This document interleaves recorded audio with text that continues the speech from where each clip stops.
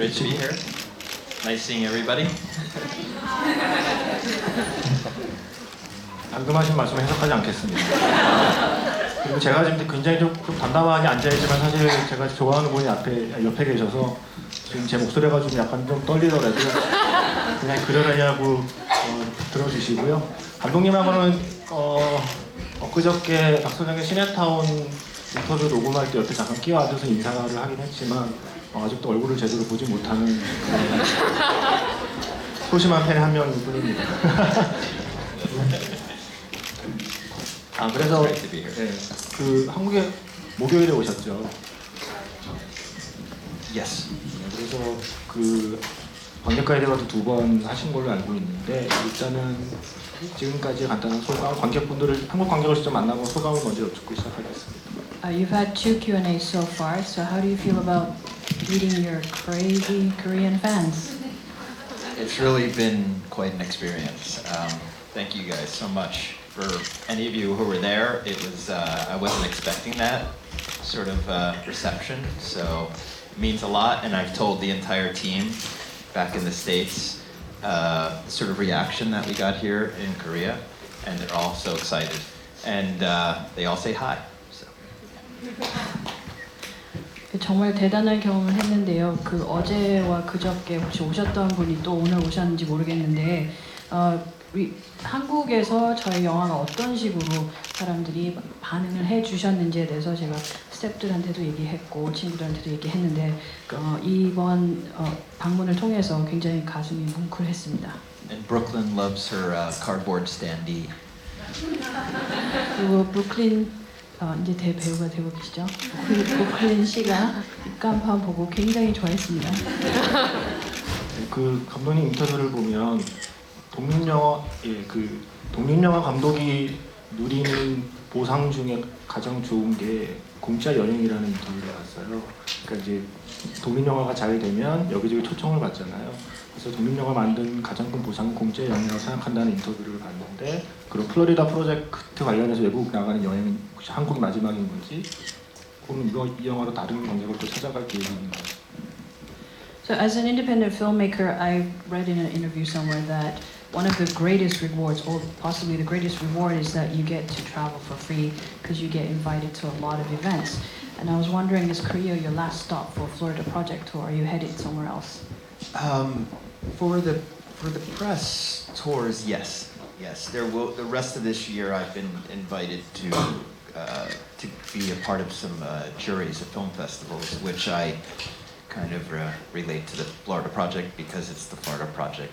The Florida Project is the reason that I've been invited to those juries. So, but I think this is pretty much the end of the press tour, and it's definitely it's going out with a bang.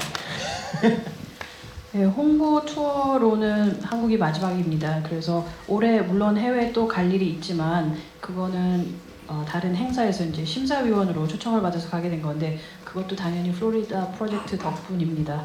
그래서 이런 마지막 그러니까 투어의 이제 마지막 곳에서 정말 엄청난 환영을 받고 갑니다. And also just the fact that this almost didn't happen, and if it wasn't for all of you who have been supporting the film in the theater for over a month, I wouldn't have been invited by Odd to come at the very tail end. So really, thank you guys for supporting it and keeping it in theaters for over a month, so I could be here. Thank you. 사실 이번에 한국에 못 올 뻔했습니다. 그런데 오늘 와 계신 여러분과 같은 분들이 한 달 동안 버텨주셔서 열심히 영화를 보러 와주셔서 지지해주셔서 제가 이렇게 끝 무렵인데도 불구하고 개봉한 지 한 달이 넘었는데도 불구하고 이렇게 초청을 받았습니다. 너무 감사드립니다. 그래서 아마 오늘 이제 지금 계속 진행된 행사가 그 감독님이 이 영화 관련해서 전 세계를 다닌 수많은 행사 중에 가장 인상적인 행사로 기억될 수 있도록 이따가 좋은 질문들을 많이 해주셨으면 좋겠고요. 제가 먼저 그냥 개인적으로 궁금한 걸 먼저 여쭤보면 제가 감독님의 인터뷰 중에서 가장 인상적이었던 게 이 영화를 본 관객이 이 영화 속에 있는 아이들과 함께 같이 여름을 보내는 느낌이었으면 좋겠다. 뭐 어떤 다른 느낌이 아니라 이 인물들과 함께 그 모텔에서 여름 한철을 같이 나는 느낌이었으면 좋겠다라는 표현을 받고 그래서 그리고 나서 언급하신 가장 마음에 드는 관객 반응 중에 하나가 내가 살면서 한 번도 만날 일이 없고 한 번도 연결되었다고 느낄 일이 없는 사람들과 연결되었다고 느끼는 것이 감독님 영화의 아주 좋은 점이다라는 메시지를 받았다고 그런 얘기를 들었거든요. 사실은 이 영화를 처음에 만들 때 제일 처음에 의도한 것이 사회적으로 이렇게 금연에 가려져 있는 사람들을 데리고 어떻게 상업영화 공간에서 수많은 관객들에게 이 이야기를 풀어낼지에 대한 그 방식에 대한 걸 좀 여쭤보고 싶었어요.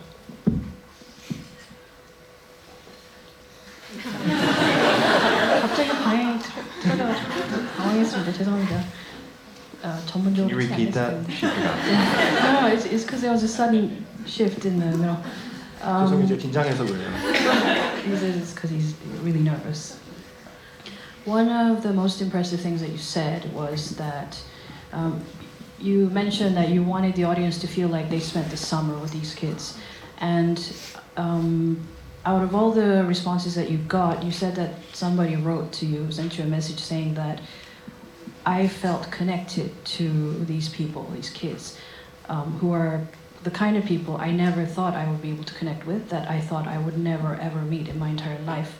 And you said that was one of the most memorable messages that you received about the film. And I wanted to start by talking about how you were able to take these marginalized characters and then work out a story involving them within a commercial mainstream kind of cinema.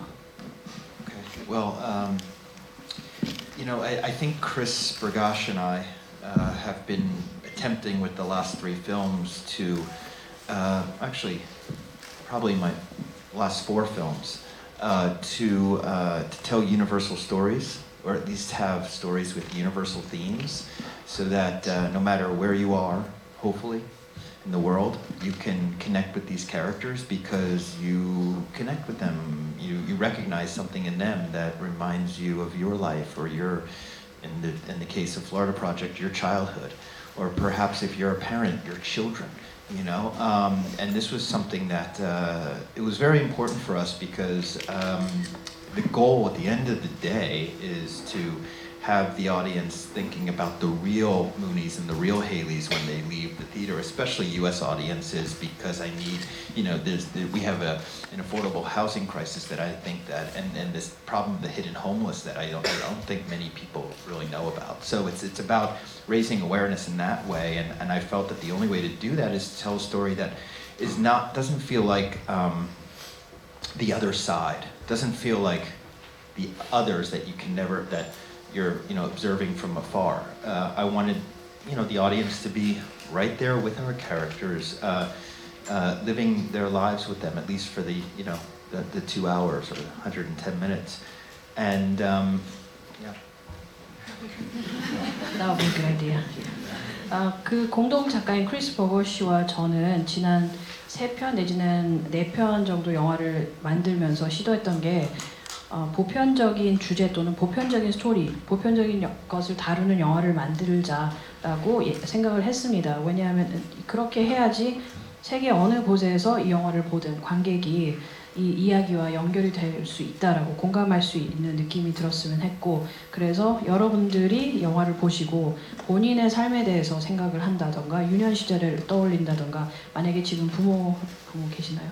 부모라면은 자식을 생각한다던가 이러기를 바랬고, 그리고 이게 그러니까 저희에게 굉장히 중요했던 건 뭐냐 하면은 영화를 보고 영화관을 나설 때 실제 살고 있는 무니라던가 헤일리 같은 그런 사람들에 대해서 생각했으면 했습니다. 말 그대로 히든 홈레스라는, 홈레스인데 눈에 띄지 않는 그런 사람들이 있는데도 불구하고, 많은데도 불구하고 대부분의 사람들이 알지 못하기 때문에 특히 미국에서 이분들에게 관심을 가져줬으면 했고, 그리고 영화를 보면서 나와는 동떨어진 사람들, 반대편에 있는 다른 곳에 있는 사람들이라던가 그렇게 생각이 드는 게 아니라, 멀리서 관찰하는 게 아니라 바로 옆에서 지켜보면서 직접 알게 되기를 바랬습니다. Yeah, and just a quick follow-up on that. I think the way we did it is just to find these universal themes for the Florida Project. It's essentially a film about a story about the very the love, the motherly love of a child, the maternal love of a child, and the sacrifices a mother might make for a child. Okay, pretty much everywhere in the world you can relate to that. It's also about friendship. We've all had friends. We've all had best friends, and then of course childhood. We've all had childhoods. So I think that that's hopefully the way. That was our intention. That was our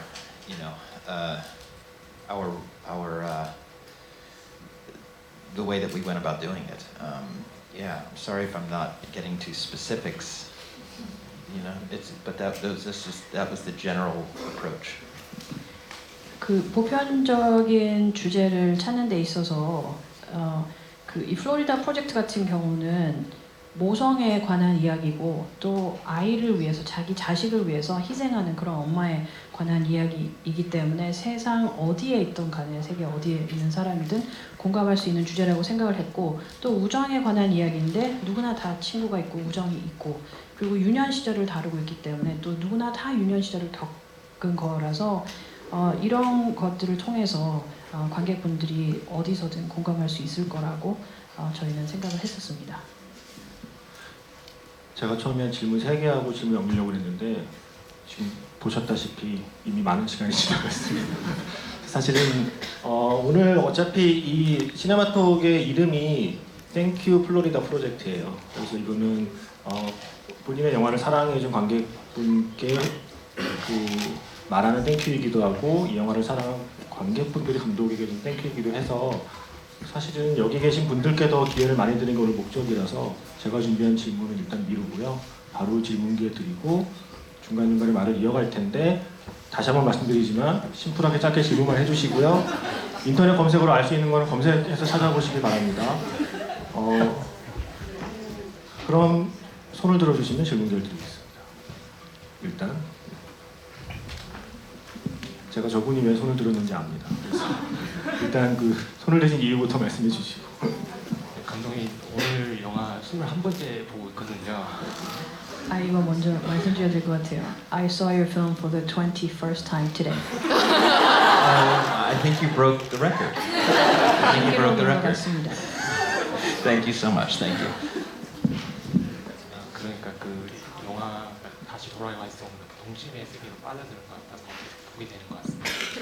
제가 가까이 대주세요. 이렇게 대주세요. 질문하고 싶은 거는 그 폭력적인 장면이 딱 2장면 나오는데 주차장 장면에서 사람 치는 장면이 나오고 헨리가 애슐리를 이렇게 가격하는 장면이 나오는데 거기서 뭔가 때리는 것 같은데 그 소리가 약간 요란하게 나더라고요. 어떻게 찍었는지 궁금하고 그리고 그 텐저린에서도 그 도넛 가게 동양인 주인이 나왔었고 여기 플로리다 프로젝트에는 식료품 가게 주인으로 이렇게 딱 나왔었는데 감독님은 그 미전문인 배우를 많이 캐스팅하시는 것 같아요.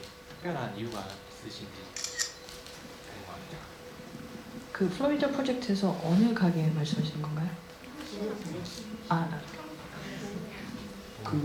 제 기억이 맞다면 그 배우가 아마 같은 배우일 거고요. 향수 가게 아니었나요?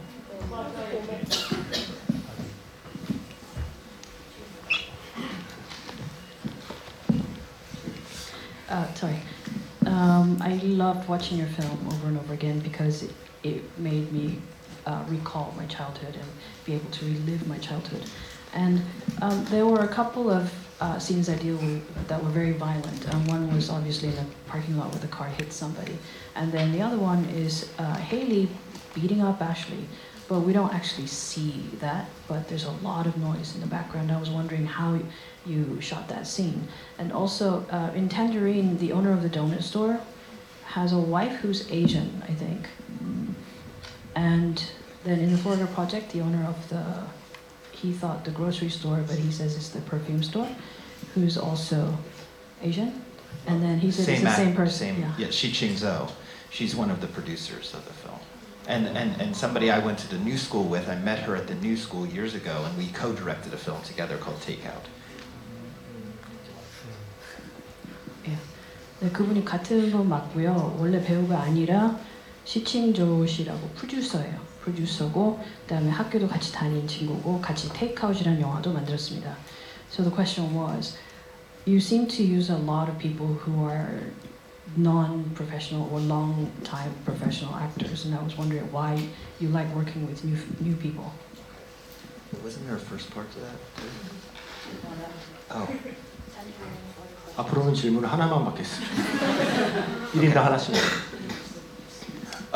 Regarding those scenes, we had a full shooting in Orlando was interesting because you get all the stunt guys and girls from the parks.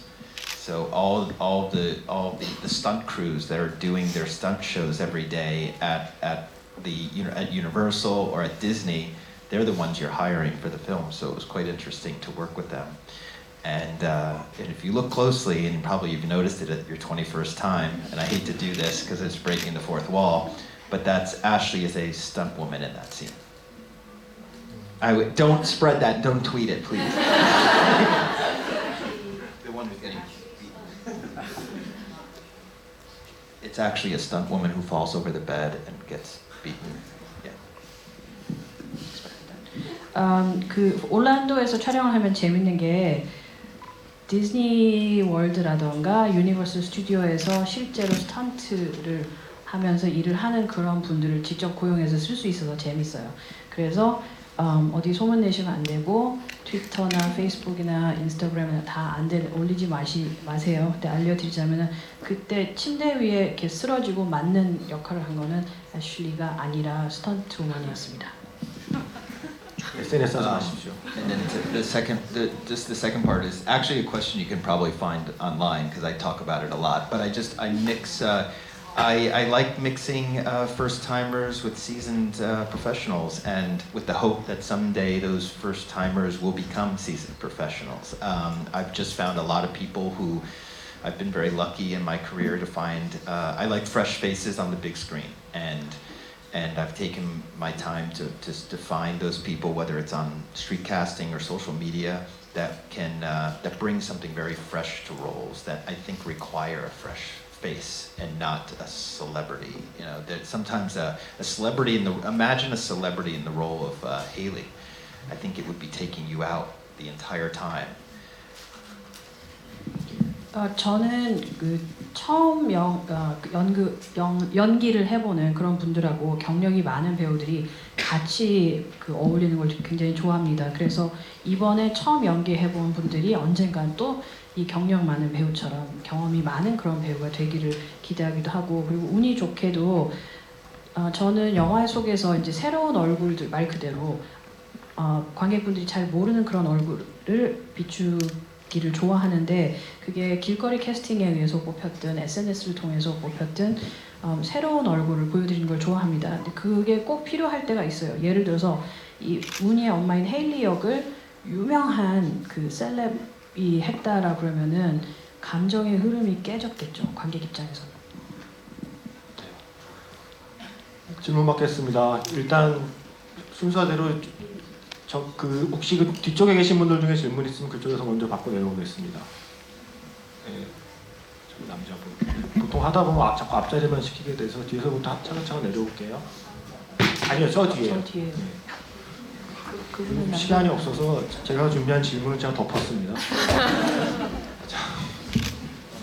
일단 그 제목 플로리다 프로젝트에 보듯이 이제 뭐 디즈니랜드 앞에 이제 이런 거잖아요. 그래서 그게 매우 영화 그 장소가 역설적인 장소인데, 그 장소뿐만 아니라 보면 이제 영화에 여러 글귀들이 보이거든요. 그러니까 웰컴 투 플로리다 퓨처랜드 모텔인데 매우 이제 퓨처랜드라는 느낌이 안 들잖아요. 매우 역설적인 오프란 생각도 들고, 제가 이제 질문하고 싶은 거는 이제 그 티켓 파는데 티켓을 팔고 나서 이제 그 티켓 관련된 글귀들이 있는 부분에 이제 헨리하고 무니가 이제 이게 있는데, 거기에 티켓 티켓에 대한 노 투어스인데 그 헨리가 T자를 가리니까 티켓 노 아우어스 해가지고 우리 게 아니다는 이런 것처럼 역설적으로 좀 제가 보이더라고요. 그래서 그런 부분에 대해서도 매우 좀 신경을 쓰셨는지 궁금하더라고요.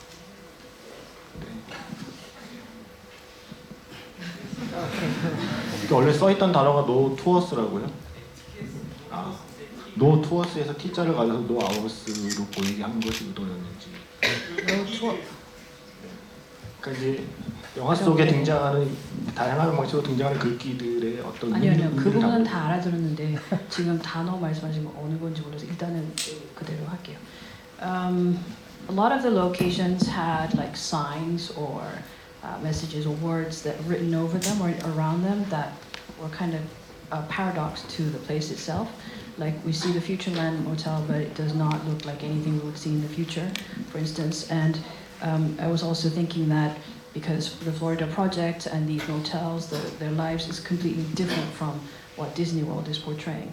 And there was one case where I think it was a sign near a ticket booth where it said something like no tours, and then she covered the T and it said not ours. That's what he said, but I'm not sure.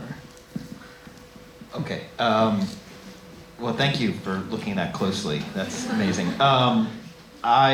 Okay. There's a lot of signage in this area, and a lot of the signage was sometimes very contradictory to what was going on. Sometimes it just played into all the other contrasts that I observed in this world. What was the first example? Because the first example is something that Futureland. Futureland is actually us. We renamed that motel because we wanted it to be a ripoff of Tomorrowland, which is the Disney. See, that's what these motels did. They rip off the mythology of Disney World. So in this case, it was instead of Tomorrowland, it's Futureland. That was us. We made that change for dramatic purposes. That motel is actually called the Paradise, which is actually even more, in a way, ironic because it's the opposite. Sure. 우선 이렇게 그렇게 자세히 봐주셔서 감사드립니다. 그리고 그곳에 실제로 사인 같은 게 간판 같은 게 굉장히 많은데 말씀하신 것처럼 그 거기에 있는 상황과 그리고 제가 관찰한 그런 많은 것들과 역설적인 그런 사인들이 많았어요.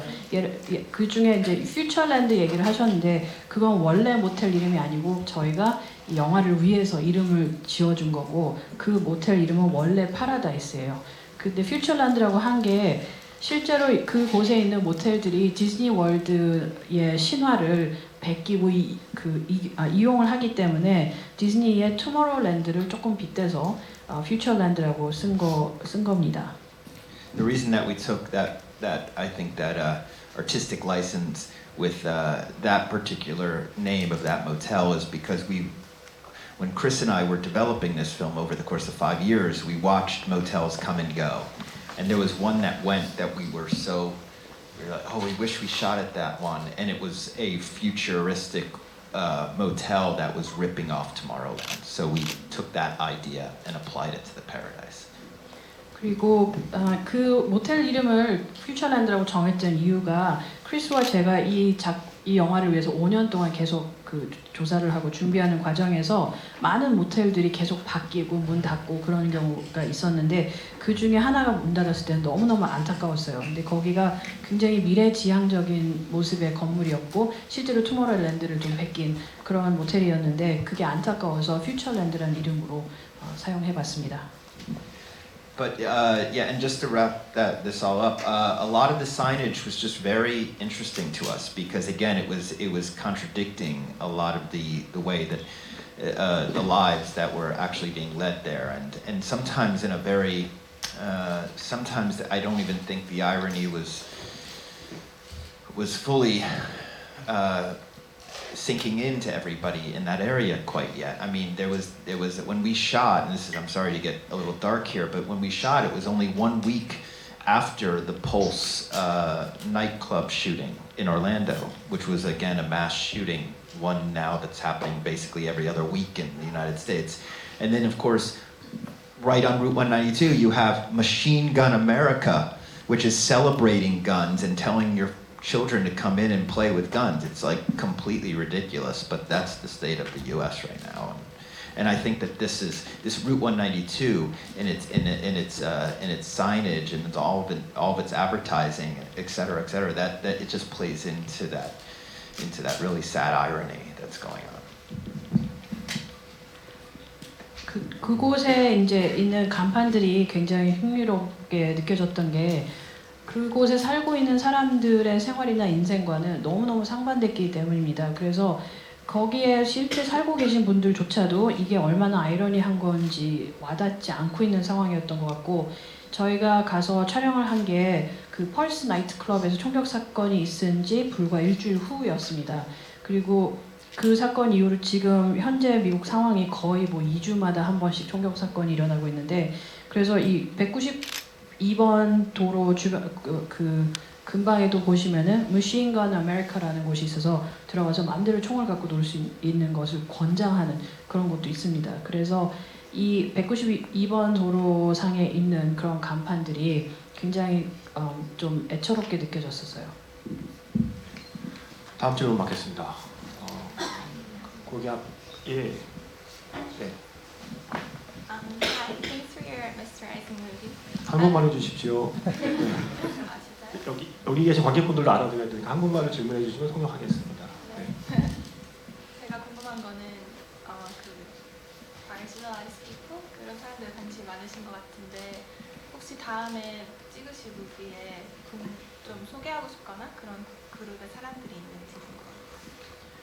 You're obviously interested in marginalized people, and I was wondering, is there a specific group of people that you are considering dealing with in your next project?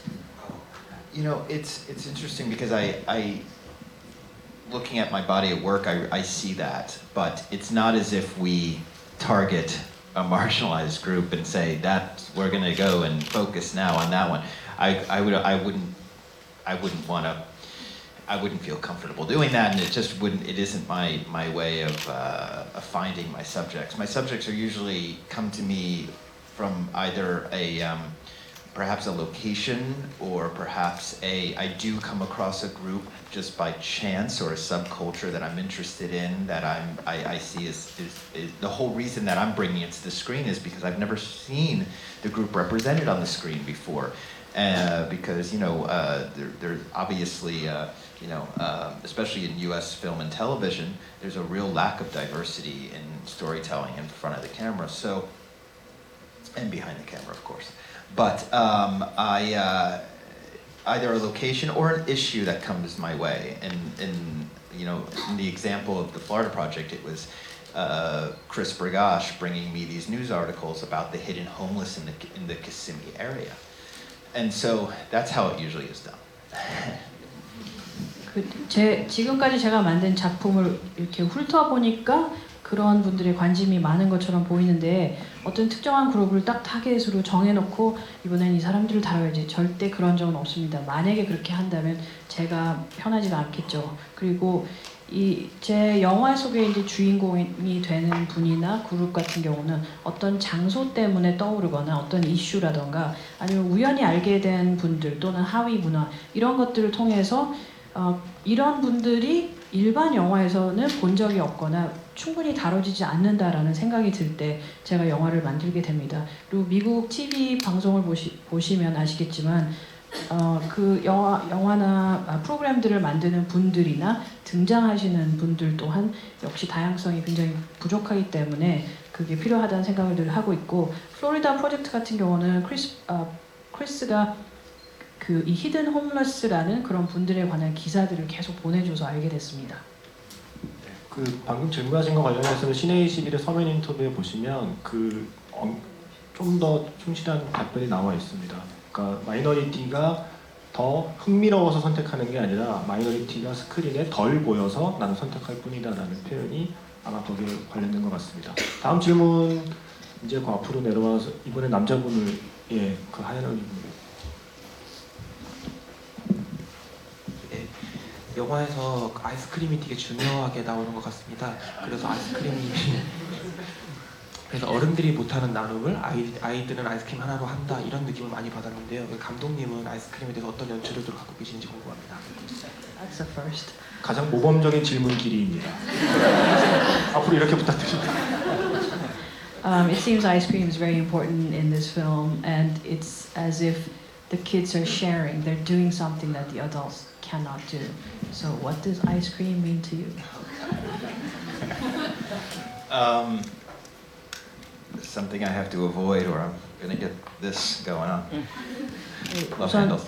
피하지 않으면은 여기 보셨죠? 여기에 That's what it 쌓일 means to me. 거기 때문에. No. Okay, that bombed there. I'm sorry, guys. Anyway, 원래 웃으라고 한 얘기죠. no, what it means to me is that I don't remember exactly where it came from. I think that what happened is that we found there were these Twisty Treat. We recognized Twisty Treat as a great location, and we wanted to exploit that location because it was so colorful. It worked. It was right there on Route 192. It was something that the kids that from the motels would go to. And then it became, as you just mentioned, something that could be shared. The passing of a cone could be an interesting way that the kids would bond. Then, of course, we realized how much Brooklyn herself really liked to eat, and we added a few more scenes of her eating. And then there was, of course, the scene that took place in the lobby, which was like, this was a scene in which it was very important for me to show the dynamic between the two children, Scooty and Mooney, and the motel manager, Bobby. And it was going to have to do with food, and it just happened to be that the ice cream and the dripping of the ice cream played into that. That was one of the first scenes written in the film, because we wanted it to have that, that to show that that playful taunting and the tolerance of Bobby of that of the children and the taunting. 정확히 기억은 안 나는데 이 트위스티 트리트라는 장소가 굉장히 다채롭고 실제로 192번 도로 옆에 있었기 때문에 모텔에 사는 아이들이 자주 가는 곳이었습니다. 그래서 거기를 꼭 활용하자라고 생각을 했고, 그리고 아이스크림 콘을 이렇게 서로 이렇게 넘겨주고 나눠 먹는 게 아이들이 가까워질 수 있는 아주 좋은 방법일 거라고 생각을 했고, 그리고 또 이 브루클린이라는 문희 역을 한 친구가 워낙 먹는 걸 좋아해서 먹는 장면을 계속해서 추가를 했어요. 그리고 그러다 보니 로비에서의 장면도 굉장히 중요한 장면이 된 게 스쿠티하고 문희하고 버비의 관계가 어떤지를 보여주는 그런 좋은 케이스가 되는데, 그러다 보니 이 장면을 그 초반에 쓴 장면 중에 하나예요. 그래서 이 아이들은 굉장히 장난스럽게 이렇게 놀리는 것처럼 얘기를 하고, 그거를 바비는 그냥 봐주고 있고, 그런 관계를 보여주고 있어요. I'll give you a funny anecdote though about the ice cream. The first day they were eating real ice cream, and the children, that was obviously not a good choice.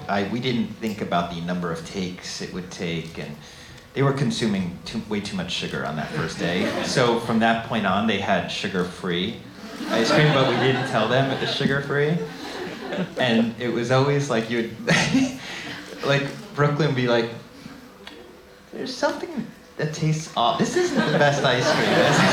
Like, that's the same ice cream you've always been eating. Let's roll, guys. Let's roll.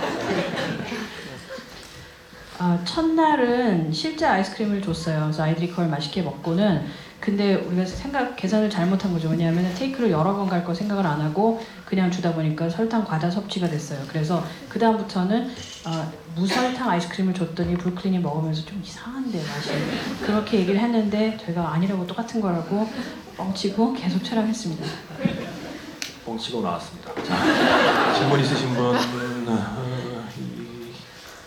아까 이쪽을 계속 내려왔죠. 그러면 저쪽 그 뒤에 벽 쪽에 계신 분이 먼저 드셔서 그분 먼저 기회를 드릴까요? 예. 어제 한번 뵀었는데 기회가 없어가지고 이번에 질문을 드리게 돼서 정말 감사합니다. 질문 두 가지가 있는데 일단 하나만 먼저 할게요. 네, 하나만 하겠습니다. 네, 하나만 할게요. 그 마지막 씬에 대한 질문입니다. 원래 마지막 씬에 문희가 혼자서 디즈니랜드로 달려가는 그런 계획으로 잡고 계셨다고 하셨는데, 갑자기 영화상에는 젠 씨가 문희를 손을 잡고 데리고 디즈니랜드로 달려가거든요. 아마 뭐 디키나 스쿠티가 그런 역할을 맡을 수도 있었는데 젠 씨에게 그런 역할을 부여하셨는지 그 감독님의 그런 의도가 어떻게 나오셨는지 저 그게 궁금합니다. 네. Yeah, well, as you may have heard, these films change while we're making them. So there's writing, there's rewriting as we're making the film. And there are certain themes that sometimes rise to the surface that we say, oh, okay, that changes things. We gotta actually now rewrite scenes because there are themes that are stronger and more important. And in this case, well, there were two things. That female relationship, the female best friend theme started to rise when we actually started to explore the relationship between the two mothers, right? So we were in a way mirroring, you know, this relationship between two women, but in you know, children. It was that. There was also what was going on with the film that became apparent to us was that Mooney was the leader of the gang. She was the leader. She was the one who was showing everybody the ropes, showing Jancy the ropes from the very beginning, giving her the tour, showing her how to do this and that, making all the decisions. And then in the end, you know, it's the moment in which Mooney is at her most vulnerable. It's where she needs help, and it's her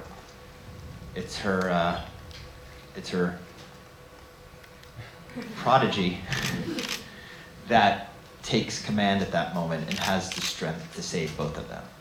Whether it's real or not, that's what we were going for at the end. And that was decided halfway through the shoot. You know, we were constantly sort of changing that ending. We shot different variations of the ending. One where she runs by herself.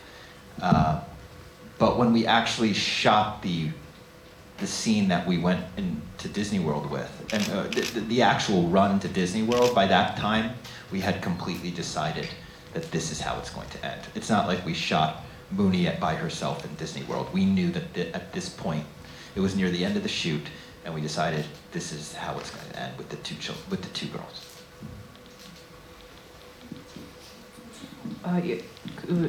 전에 인터뷰하거나 그런 걸 보시면 아시겠지만 저희는 영화를 만드는 과정에서 촬영하면서도 계속해서 대본을 수정을 합니다. 그래서 그때 따라 상황에 따라 어떤 주제나 그런 것들이 떠오르기도 하고 더 강해지기도 하고 그래서 이번 그 말씀하신 것 같은 경우는 이 두 엄마의 관계를 보면은 그 두 엄마의 우정이 어떻게 변하는지 그런 모습을 보여주다 보니 자연스럽게 그 두 소녀의 우정에 관한 그런 주제가 점점 두드러졌어요. 그리고 무늬가 이 아이들 중에서는 골목대장이고 그래서 애들을 다 이끌고 다니고 전씨가 처음 왔을 때도 데리고 다니면서 여기는 뭐다 어떻게 해야 된다 다 알려주고 그리고 모든 결정을 다 내리는 그런 친구가 무늬였기 때문에 끝에 가서 무늬가 가장 약했을 때 가장 너무 힘들 때 그럴 때 도움이 필요할 때 자기가 찾아가는 사람은 지금까지 자기가 키워놓은 그런 아이 즉 그런 친구인 거죠.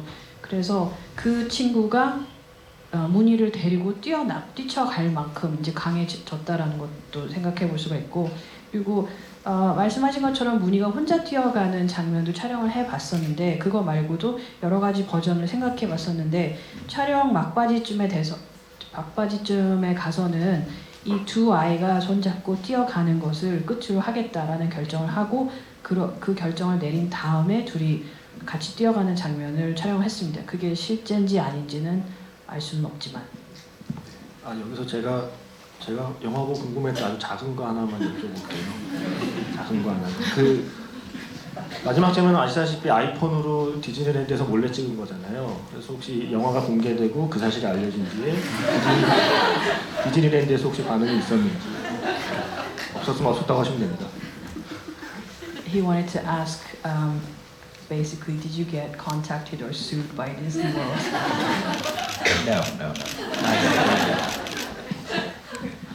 또 질문 있으신 분 있으면 이번에 앞으로 이제 좀 와볼까요?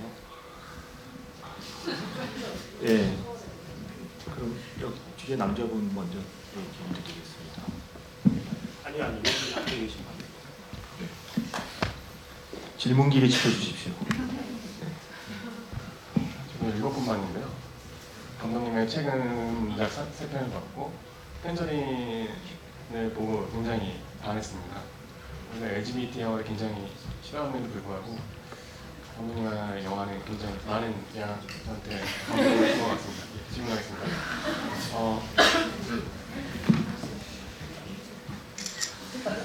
펜저린이나 이 플로리다 프로젝트 보면은 그 약간 인물들이 무지함 속에 약간 좀 뭐라고 해야 되나?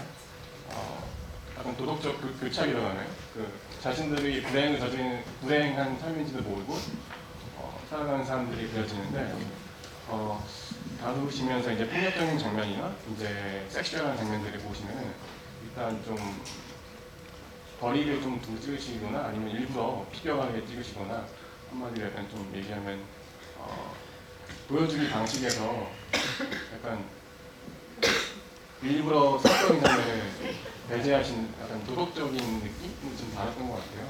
그래서 약간 감독님의 그런 것들을 보여주심의 약간 연출관이라든가 그런 거 한번 들어보고 싶었습니다. 네.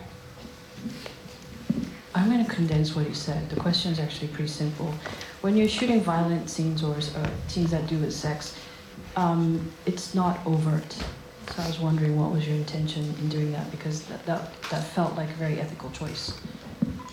In all the Well, in Florida Project, but also Tangerine, because he watched that too. well, see Starlet. It's a whole different. Starlet은 완전히 Anyway, 달라요.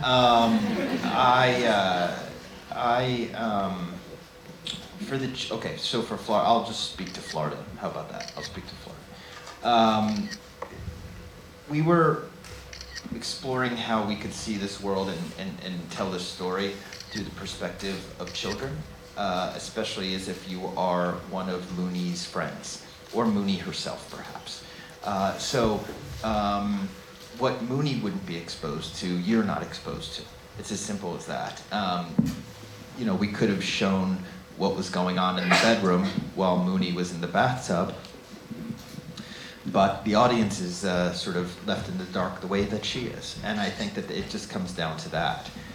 It didn't seem like something we had to do for this film. It didn't seem like even the appropriate way to make it graphic in any way. Because I think hopefully it has the same effect as actually showing it. 이 플로리다 프로젝트 기준으로 말씀드리자면 이 세계에 사는 분들을 보여주는 데 있어서 아이의 관점을 통해서 보여주자라고 생각을 했었기 때문에 문희 자신이 보지 못하는 것 또는 문희 나이대 아이들이 직접 보지 못할 만한 거는 관객도 못 보는 겁니다. 그렇게 설정을 했고, 그래서 문희가 욕실에 있을 때 침실에서 일어나는 일은 문희도 실제로 못 보니까 아예 보여주지 않았고 문희도 모르고 있고, 그리고 굳이 그거를 그대로 드러낼 필요가 없다고 생각을 했었습니다. 그래서 이 영화는 모든 장면을 아예 눈높이로 촬영했다고 이미 다른 인터뷰에서 말씀하셨죠. 혹시 다시 보시면 그걸 눈여겨보시기 바라고요. 제가 마음이 급한 이유가 시네 라이브러리가 원래 시간 제한이 없는 경우가 많지만 오늘은 뒤에 행사가 있어서 저희가 시간이 얼마 안 남았어요. 그래서 제가 마음이 급해서 짧게 질문을 짧게 해주시기 바라고요. 여기 아까 들고 계신 이쪽 이 앞에 드리고 아니면 안 쓰신 분. 네, 저는 그 약간 웃기면서도 되게 알 수 없는 감정을 일으켰던 씬에 대해서 묻고 싶은데, 그 후반부에 보면 바비가 새 마리를 이렇게 내쫓는 그 장면이 있잖아요. 제가 어디서 그 장면을 어떻게 찍게 되신 건지 궁금해서 질문드리고 싶습니다.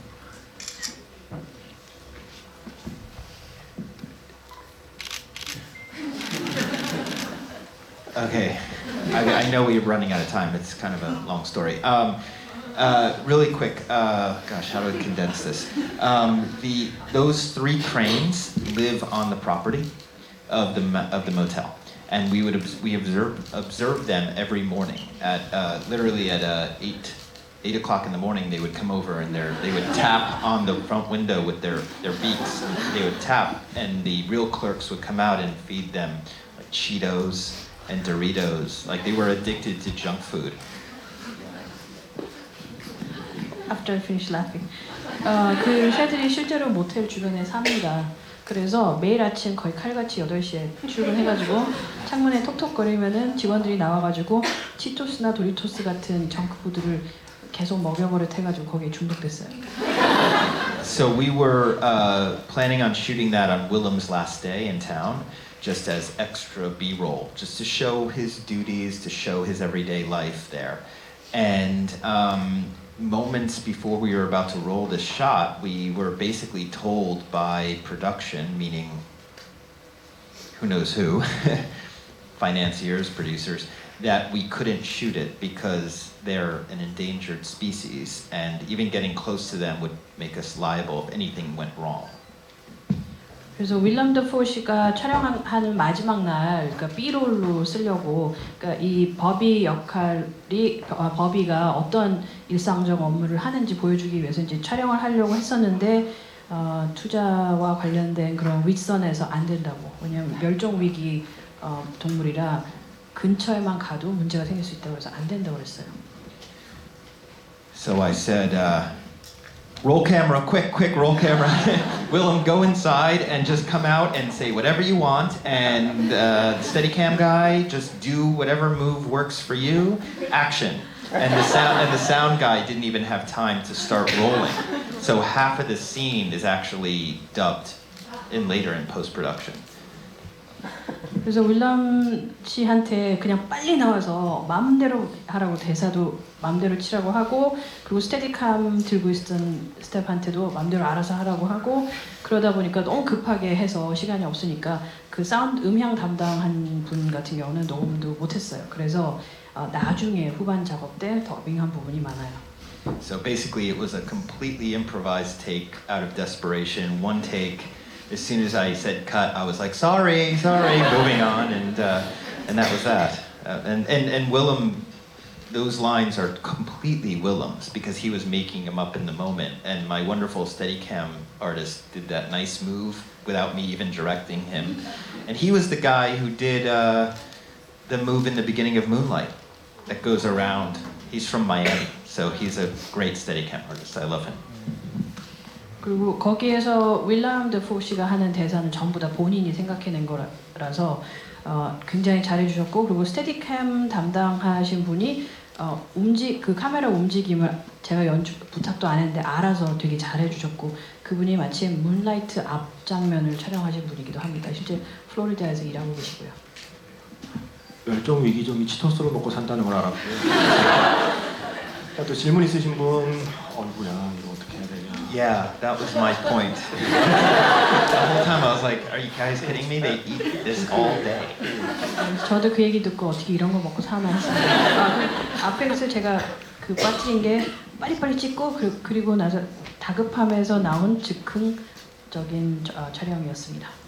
일단 기회를 주셔서 너무 감사드리고요. 일단 영화 속의 캐릭터들의 이름을 조금 보다 보니까 글로리아를 제외한 나머지 뭐 바비, 무니, 헤일리 등 이런 이름들이 약간의 일종의 라인 같이 느껴졌어요. 그래서 이런 러블리하게 봐주기를 원하는 감독님의 의도에서 장명을 하신 건지 아니면 그냥 짓다가 보니까 그렇게 된 건지 한번 문의드리겠습니다. It was intentional. It was actually a semi-reference or nod to The Little Rascals, which was a big influence on this film. These comic shorts that were made in the 20s and 30s that were about the comic adventures of little children, and they always had that two-syllable name ending with a Y, Spanky, Scotty, etc., etc. And they just it was like our little nod to that. So again, bring that playfulness into the style of the film as well. 의도적이었던 건데 그게 저한테 영향을 많이 준 그리고 제 영화에도 영향을 많이 준 Little Rascals 꾸러기 클럽이라는 이렇게 짧은 사고 치고 다니는 그런 말썽꾸러기 아이들의 관한 그 코미디였습니다. 20년대, 30년대 많이 나왔던 건데 그래서 그 작품들을 보시면은 아이들 이름이 다 짧게 그러니까 영어로 이음절로 해서 뭐 스panky, 스커티 뭐 이런 식으로 돼서 그거에 대해서 저희가 이제 존경의 의미로 했습니다. It's interesting because the actress who played Gloria, her name is actually Sandy. And we actually changed it. The reason why is because she's known for singing, covering that song Gloria. That's her. She's a New York personality. You can find her on Times Square. She's the. Have you ever heard of the Naked Cowboy? She's the Naked Cowgirl. She stays on. She panhandles basically in Times Square. With very little on, and her guitar. Now I'm gonna have to explain who the Naked Cowboy is. 글로리아 씨 같은 경우는 원래 실명이 샌디예요. 근데 글로리아로 바꿨고 이분이 뉴욕에 가시면 실제로 만나볼 수 있습니다. 타임스퀘어 가면은 네이키드 카우보이라는 거의 다 벗고 팬티 같은 거 하나만 입고 기타를 치면서 노래하는 남자분이 있는데 이 샌디라는 분이 카우걸이에요. 네이키드 카우걸. 그래서 옷은 별로 안 걸치고 기타 하나만 들고 거기서 노래하고 있습니다. She's also a comedian. Her name is Sandy Kane. 그리고 실제 코미디언이기도 하고요. 이름은 샌디 케인. 감독님 GV 들어오면 항상 같이 일하는 스태프들을 이렇게 약간 자랑하고 알리고 싶어하는 마음이 좀 항상 느껴지는 것 같아요.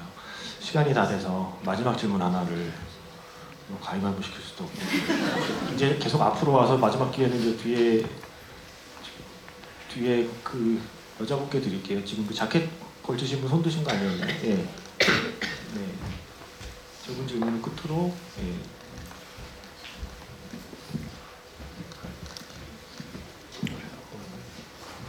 객관적으로 봤을 때 헤일리가 좋거나 최고의 엄마거나 이상적인 엄마는 아니잖아요. 근데 영화를 통해서 어떤 따뜻한 시선으로 볼 수 있고 굉장히 모성애를 가지고 있는 엄마로 묘사가 되는데 그냥 감독님의 개인적인 의견으로 헤일리라는 캐릭터가 좋은 엄마인지 궁금했어요. Regardless of an objective point of view where of how people would see Hailey, the film makes us like we develop an attachment to her as well. We feel very affectionate about her, and it seems that she is very motherly. She's full of love, and I was wondering, do you think she's a good mother? I do. But again, the film is about what you think. And I do simply because I feel that the sacrifices she's making is coming from her heart, from her love for her child. She's in a position in survival mode. She's literally in survival mode. So I feel as if, yes, of course, her decisions are dangerous and her parental skills are very questionable in every way. But the point is to sort of just walk in her shoes for a little while and try to have empathy for somebody who is in survival mode. That's how I see it personally. But again, it's very interesting when I get to speak with audiences who are obviously divided on her, because it's almost a sociological study of how different people judge. It's interesting. And that's part of the reason we made the film. 저는 개인적으로 좋은 엄마라고 생각합니다. 그런데 이 영화 입장에서 봤을 때는 여러분들 생각이 어떤지가 더 중요한데, 저는 좋은 엄마라고 생각하는 게 그녀가 희생하는 게 굉장히 많고, 그 희생하는 것들이 전부 다 자기 딸을 위해서 딸을 사랑하는 마음에서 나오는 거기 때문에 그렇다라고 생각합니다. 그리고 그녀가 처해 있는 상황이 지금 말 그대로 서바이벌 모드, 지금 생존을 위해서 살아야만 하는 입장이기 때문에, 그렇기 때문에 그녀가 내린 결정들이 위험한 것도 굉장히 많고, 물론 엄마로서 부모로서 자질은 물론 문제가 많지만 여기서 중요한 거는 관객분들께서 보시고 그녀와 같은 진짜 생존을 위해서 투철하게 살아가고 있는 그런 사람 입장이 한번 되어 봐 달라는 거죠. 제가 너무 긴장해서 준비했던 3개의 질문을 하나로 뭉치는 과정에 굉장히 바보 같은 질문으로 낭비한 저희 첫 번째 질문을 사과드리고요. 그리고 여러분의 좋은 질문으로 이 시간을 그래 짧은 시간이지만 알차게 꾸민 것 같아서 여러분께도 감사드리고, 그리고 사실은 마지막으로 션 베커 감독님이 오늘 한국 마지막 일정이거든요. 그래서 이제 짧은 일정을 마치고 돌아가셔야 되는데 그동안 한국에 오셔서 저 플로리다 프로젝트를 좋아하는 관객분들과 만났던 소감이 어떤지 그 말씀을 마지막으로 여쭙고, 무리하게나마 같이 단체 사진 한 장을 찍을 수 있는지를 여쭙고 행사를 마무리하도록 하겠습니다. Well, once again, I'm just incredibly flattered, incredibly surprised because I wasn't actually expecting such excited and enthusiastic and just really warm audiences. So thank you so much from the bottom of my heart, and I can't wait to just tell the entire team about this trip because it's been one of a kind. And I hope to be back soon.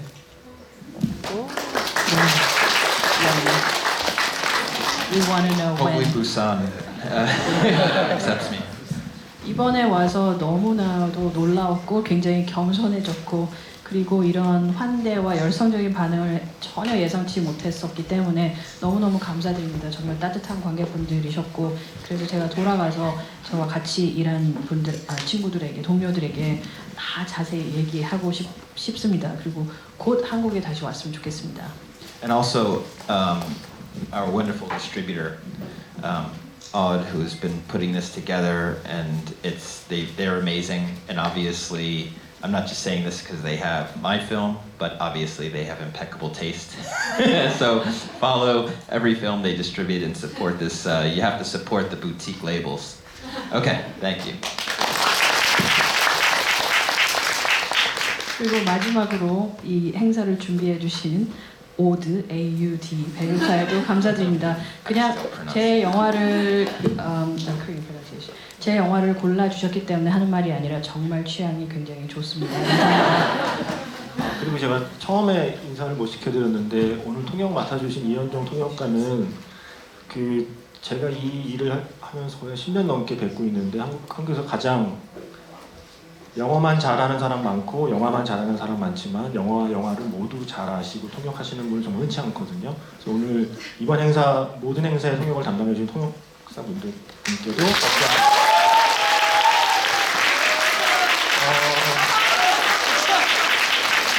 그리고 제가 마지막으로 브루클린이 샘낼 수 있도록 이렇게 많은 관객과 함께 단체 사진을 한 장 찍어 주실 수 있는지 객석으로 내려가셔서 그래서 그렇게 부탁을 드려도 될지 모르겠습니다. 여기 앞에 가서 아까 나눠드린 팔찌를 다 손에 차 달라는 배급사의 부탁이 있었는데 뭐 그냥 하고 싶으면 하시고요.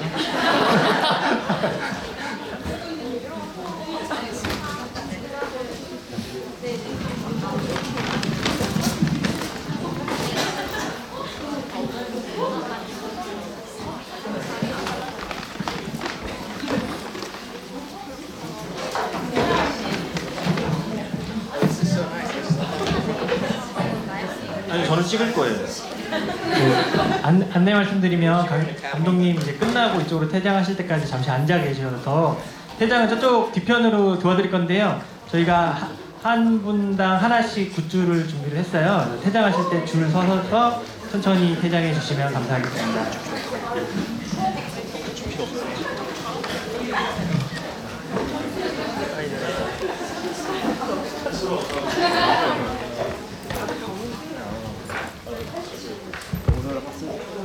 사진 찍을 때 그러면 다 같이 문이라고 하시면 인명이 나오고 하나 둘 셋 문이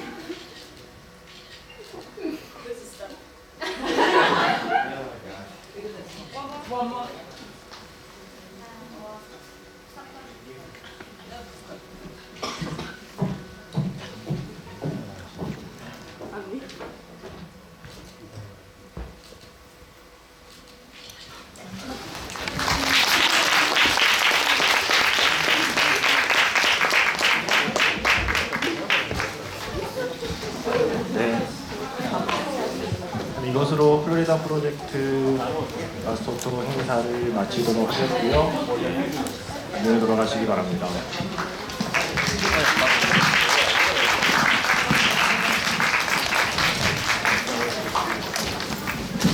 저기 잠깐만 자리해 주시면 뒤에 퇴장하시면서 굿즈 받아가실 수 있도록 도와드릴 테니까요. 잠시만 기다려주세요.